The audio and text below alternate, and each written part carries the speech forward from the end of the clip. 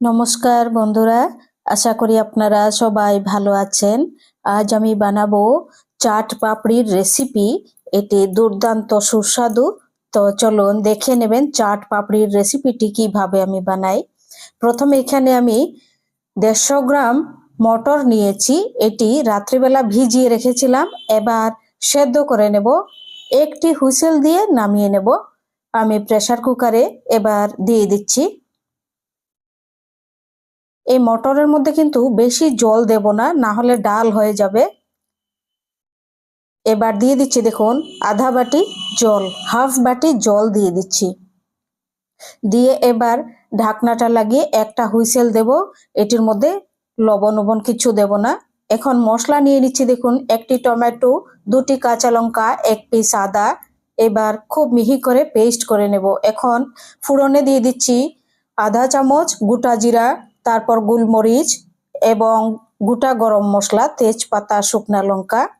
1 চামচ তেলের মধ্যে দিয়ে দিলাম। এবার গোটা জিরা এবং গোটা গোলমরিচ, গোটা গরম মশলা, শুকনা লঙ্কা, তেজপাতা একটু ভেজে নিচ্ছি প্রথমে। সুন্দর একটি যখন গন্ধ বেরোবে ভাজা হয়ে যাওয়ার পর, তখন দিয়ে দেব এইখানে টমেটো এবং আদা কাঁচা লঙ্কা পেস্ট। এবার দিয়ে দিচ্ছি এখানে গোটা ধনিয়া, গোটা জিরা ভেজে পাউডার করে 1 চামচ, 1 চামচ লবণ, আধা চামচ হলুদ, আধা চামচ কাশ্মীরি লাল লঙ্কা পাউডার। এখন 10 মিনিট খুব ভালোভাবে মশলাগুলো কষিয়ে নেব।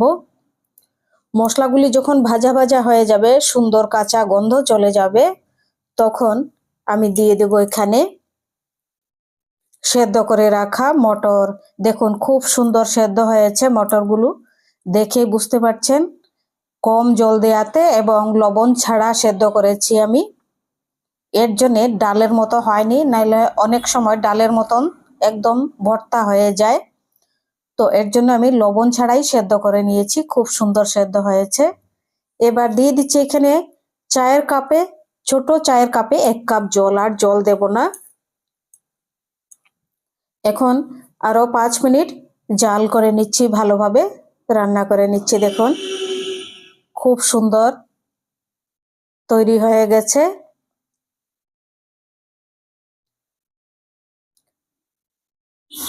এবার একটু ঠান্ডা হওয়ার পর আমি একটি বাসনে ঢেলে নিচ্ছি। দেখুন কতটুক জল অ্যাবজর্ব করেছে, একদম শুকিয়ে গেছে মটর। খুব সুন্দর চাট পাপড়ি চাটের জন্য দারুণ সুন্দর হয়েছে। এবার এই যে দেখুন পাপড়িগুলো আমি ঘরেই ভেজেছি, বানিয়েছি ঘরে, একদম মোচমুচে ক্রিস্পি। এই যে দেখুন, এটি উপরে অল্প ভেঙে দিয়ে দিচ্ছি। প্রথমে অল্প একটু পাপড়ি দিয়ে দিচ্ছি, তারপর আরো দিয়ে দেব।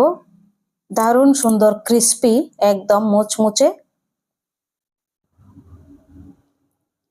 এটি সুজি আর আটা দিয়ে বানিয়েছি। এবার দিয়ে দিচ্ছি 50 গ্রামের মতো ফেটানো টক দই। খুব ভালো করে ফেটিয়ে টক দইটা দিয়ে দিলাম সুন্দরভাবে। এবার দিয়ে দিচ্ছি পুদিনা পাতার বাটা। এখন দিয়ে দিচ্ছি বিট নুন আধা চামচ। দারুণ টেস্ট হবে, বিট লবণ দেয়াতে খুব টেস্ট হবে, সুন্দর একটি গন্ধ হবে।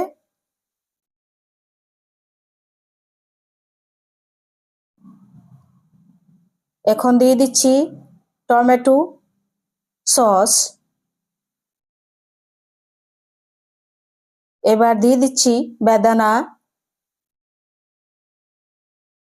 টমেটো সস 1 চামচ ভর্তি, আর বেদানা অল্প কয়টা, সুন্দরের জন্য আমি দিয়ে দিলাম এখানে। টেস্টও লাগবে, সুন্দরও হবে। এখন আরেকটু পাপড়ি আমি ভেঙে এরকম ভাবে দিয়ে দিচ্ছি। দেখুন এত ক্রিস্পি হয়েছে সুজি আর আটা দিয়ে। এবং অল্প একটু আমি এখানে দিয়েছি সুজি, আটা এবং অল্প একটু আজওয়াইন দিয়ে। এবার দিয়ে দিচ্ছি ধনিয়া পাতা দেওয়ার পর অল্প একটু ভুজিয়া। এটি হচ্ছে বেসনের ভুজিয়া, মিহিদানা ভুজিয়া। সম্পূর্ণ তৈরি হয়ে গেছে, দেখুন দারুণ টেস্ট। এইরকম ভাবে বানিয়ে খেয়ে দেখবেন। এখন নতুন গরম এসছে, এইরকম খেতে অসাধারণ লাগবে। নতুন গরম পড়েছে, জানি না আপনাদের এখানে কেমন, আমাদের এখানে গরম পড়ে গেছে কলকাতায়। তো আশা করি আপনাদের রেসিপিটি ভালো লেগেছে। তো যদি ভালো লাগে চ্যানেলটি সাবস্ক্রাইব করবেন, লাইক করবেন, শেয়ার করবেন, কমেন্ট করে জানাবেন কেমন লেগেছে আপনাদের রেসিপিটি। দেখুন দারুণ সুন্দর হয়েছে চাট পাপড়ি। এইরকম ভাবে সুস্বাদু পাপড়ি চাট হলে আর কিছুই লাগে না। বিকেল বেলা এই স্ন্যাক্সটি খেতে অসাধারণ লাগে খেতে। বিকেল বেলা আর কি বানানো যায় কম তেলের মধ্যে, কম মশলার মধ্যে, দারুণ সুন্দর। দেখুন এরকম ভাবে আমি চামচ দিয়ে তুলে দেখাচ্ছি। ও অসাধারণ, অল্প একটু ফ্রেশ ধনিয়া পাতাও দিয়েছি। অসাধারণ অসাধারণ।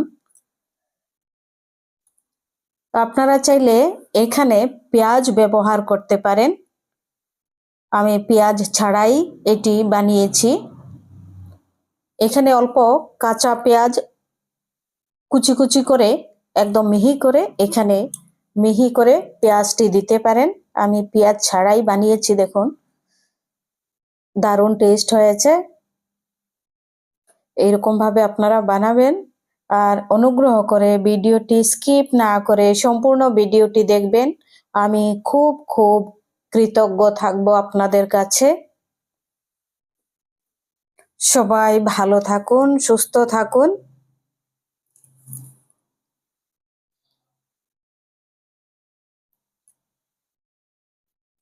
খুব সুন্দর, দেখুন এত সহজে হয়ে গেছে পাপড়ি।